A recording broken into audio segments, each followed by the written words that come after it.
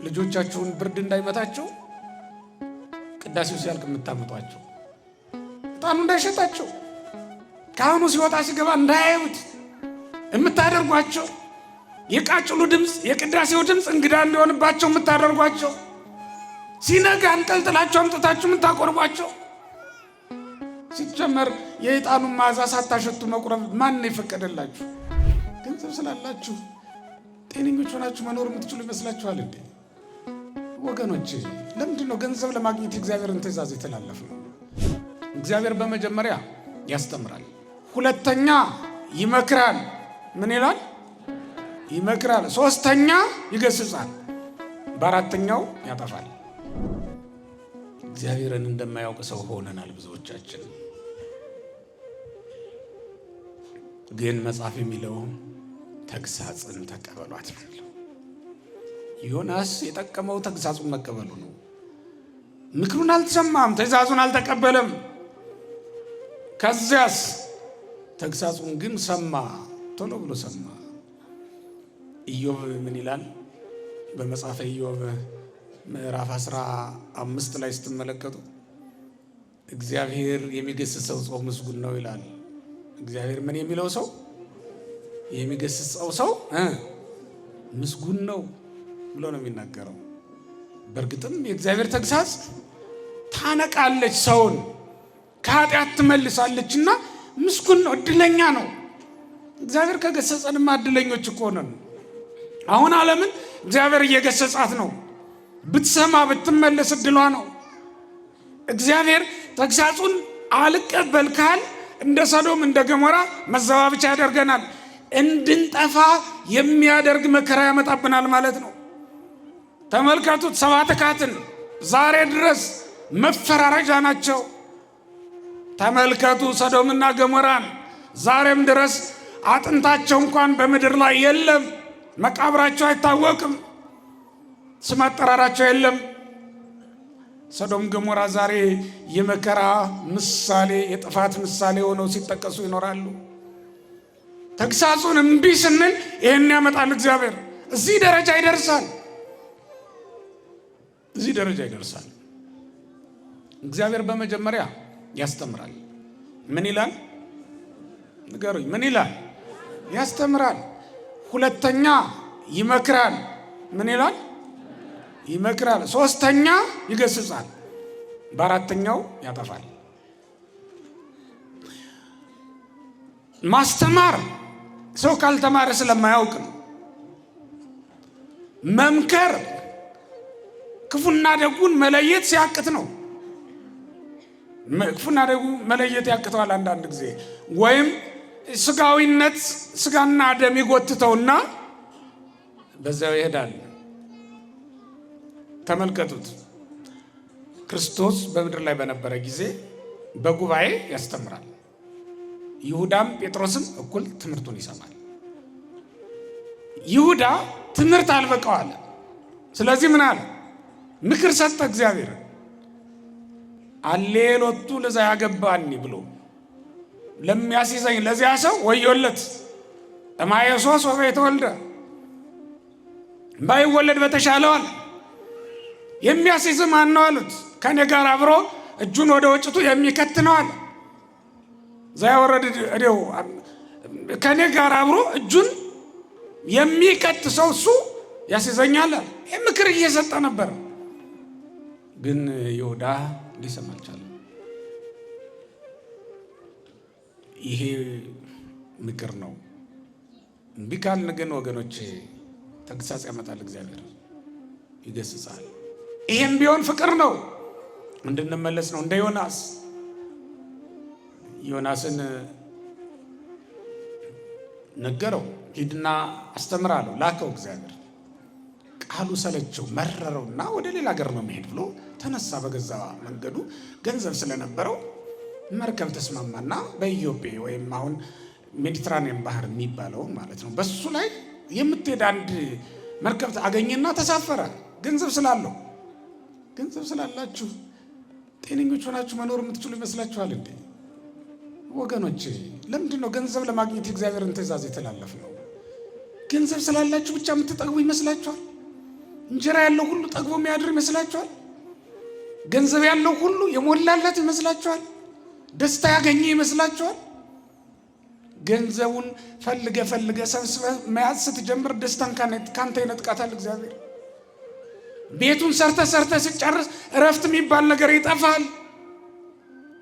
እንቅልፍ የሚባል ነገር ከዓይናችን ይጠፋል። ኧረ እግዚአብሔርን እያገለገልን እያመሰገን የምንኖርበት በመጠን መኖር የምንችልበት ነገር ከሰጠን እግዚአብሔር በቂ ነው። ምን አለ ጸሎታችን እንደ ሰሎሞን ቢሆን፣ እጅግ ባለጠጋ አታድርገኝ አንተን እንዳረሳ እንዳልክደም፣ እጅግ ድሃ አታድርገኝ እንዳልራብ፣ እንጀራ ፍለጋ ሄጄ እንዳልክድህ እንዳለው እጅግ ባለጠጋም እጅግ ድሃም አለመሆን ነበር መልካም። በእውነት ማን ነው እሱ በልቶ ስላደረ እግዚአብሔርን እያመሰገነ በመጠን መኖር ይበቃኛል ያለኝ ይበቃኛል እያለ ያለ ማን ነው? ወደ መቃብር ይዘኑ የምንወርድ ይመስል ይህን ያክል ስስት ምንድን ነው? ሃይማኖትን እስከ መካድ ድረስ፣ እግዚአብሔርን እስከ መርሳት ድረስ፣ ወንድምን እህትን እስከ መጥላት ድረስ አትምጡብኝ እኮ ነው ያለው። ገንዘብ ለመሰብሰብ ብለን ገንዘብ ስላለን ማንሻገረው ባህር እንዳለ አታውቁም? ገንዘብ ስላለን መርከብ ልንገዛ እንችል ይሆናል፣ ግን የተገዛ ነው መርከብ ወደ ወደብ ላይ ደርስ ይችላል ወገኖች። ገንዘብ ስላለን ድልድይ ልንሰራ እንችላለን፣ ግን ድልድዩ እንደማያሻግር ልናምን ይገባል። የእግዚአብሔር ፈቃድ ታስፈልጋለች። የማን ፈቃድ? የእግዚአብሔር ፈቃድ ታስፈልጋለች። ሚስት ያለው ሁሉ አይወልድም እኮ፣ የወለደ ሁሉ ደግሞ በልጁ አይደሰትም። አስቡ ወገኖቼ፣ መሬት ያለው ሁሉ ይዘራል፣ ግን የዘራ ሁሉ መልሶ አያፍስም። ትል አለ፣ በረድ አለ፣ መቅሰፍት አለ።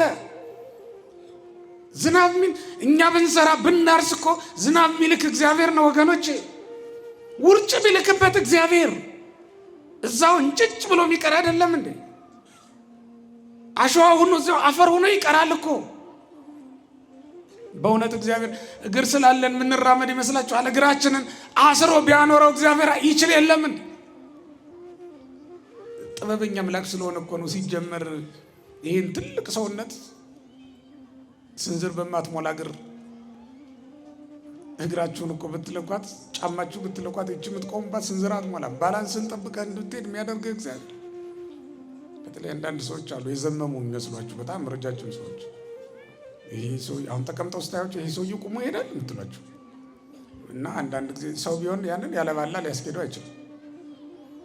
እግዚአብሔር ግን ጥበበኛ አምላክ ነው። ባላንሱን ጠብቆ እንዲሄድ ያደርገዋል። በቃ እግር ስላለን ብቻ አይደለም ግን የምንራመደው፣ እግዚአብሔር አጽንቶ ስላቆመን ነው። ክንፍ እያላቸው የማይበሩ አሉ። ክንፍ ቢሰጠን እንደው መንበር እንዳይመስልን ዝም ብሎ የጌታ ፈቃድ ሲሆን ነው ሁሉም ነገር የሚሆነው። የማን ፈቃድ? የእግዚአብሔር ፈቃድ ያስፈልጋል። በእውነት ስታገቡ ለምንድን ነው የእግዚአብሔርን ፈቃድ የማትጠይቁት? ስትጋቡ በእውነት በመሰረታችሁ ትዳር ደስተኞች ሆናችሁ ትኖሩ ዘንድ። በኋላ እሳት የሚሆንባችሁ እኮ ትዳሩ ያለ እግዚአብሔር ፈቃድ ስለምትጀምሩት ነው። በጸሎት አንጀምር፣ በኋላ የገባንበት ሁሉ እሳት እየሆነ ይፈጀናል፣ ያቃጥለናል። እኔ በእውነት የቀረበው ማዕድ ሁሉ አያጠግበን። ገብቶ የሚያቃጥለን ለምንድን ነው? በጸሎት አይደለማ ማዕዱ የሚጀመረው። ምን አለ እንደው 1 ደቂቃ ጸሎት ማድረግ። በእውነት እንደው ስናወራ ዝም ብሎ ያልፍ የለም እንዴ እሳት? ምን አለ ጸሎት አድርገን ብንጀምረው ምን አለ? በቃ ልክ እንበላዋለን፣ ቃር ይዘናል። በቃ ይሄ ምግብ አልተስማማኝም፣ እንደው ምን አድርገሽ ሰርተሽ ነው? ከሷ ጋር ጭቅጭቅ ምንም አላረገችውም። ጸልዬ እግዚአብሔርን አመስግነ ስላልበላሁ ምንም አልጨመረችው። ያው የተለመደውን ነው የሰራችልህ፣ ወይም ቤቷ ውስጥ ያለውን ነው የሰራችው። በቃ ሌላ ነገር እኮ የለም። ምን አልጸሎት አድርገን ብንተኛ ሌሊት ቅዠቱ በቃ በስማም ስንል ነው የምናድረው። አላስተኛም ብሎ እንዲህ እንቅልፋተን ምን አለ 5 ደቂቃ ጸሎት አድርገን ብንተኛ። በእውነት ለራሳችንስ ጥቅም አይደለም ወይ? እግዚአብሔርን ማመስገኑን እስተውት ረስተነዋል። እግዚአብሔርን ማስደሰቱን እስተውት ለራሳችን ደስታ ስንል እንኳን ይህን ብናደርግ መልካም አልነበረም? ምን በእውነት በገዛ መንገዳችን ስለሄድን ነው ይሄ ሁሉ ችግር የመጣው። እዛ በር ላይ ወድቆ የሚያድረውን ብርድ ሳይመታው አይደል እንዴ እኛን ብርድ ጠንብሶ ጥሎን ይሄው ሳል በሳል ይሆን ነው።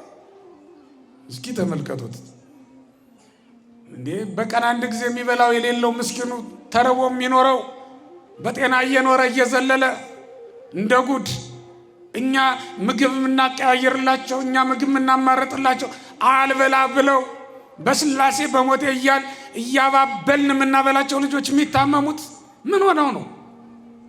እዚህ አመድ ላይ የሚንከባለሉ ልጆች በጤና እየኖሩ መንገድ ላይ እናንተን ፍርፋሪ ለምነው የሚያድሩ ልጆች ተመችቷቸው እየኖሩ ጥሩ መኝታ ላይ እያስተኛናቸው ጥሩ ልብስ እያለበስናቸው እየተንከባቅ መውጣት መግባታቸውን ተቆጣጣሪ የሌለው ልጅ ግን ገብቶ ይወጣል፣ ውሎ ያድራል።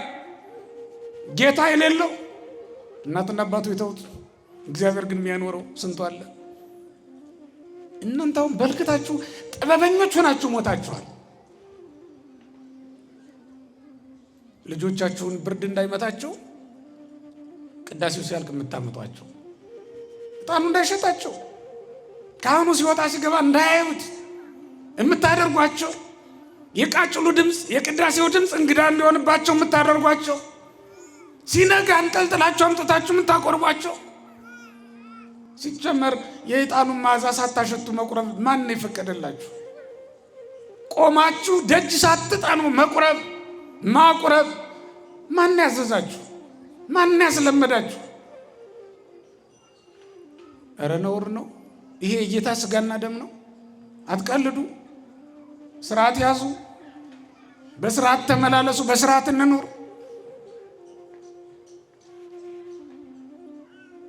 ይሄ እግዚአብሔር ትእዛዝ አይደለም። ወደዳችሁም ጠላችሁ ስርዓት አይደለም። ስርዓት ቤተክርስቲያንም አይደለም። በስርዓት መመላለስ ይኖርብናል። እግዚአብሔር ሁላችንንም ይቅር ይበለን። ተግሳጹን በልባችን እናኖር። ተግሳጹ ጥበብ ናት። ተግሳጹ ምክሩ ለእኛ ጠቃሚ መንገድ ናት። እግዚአብሔር ይስጥልኝ።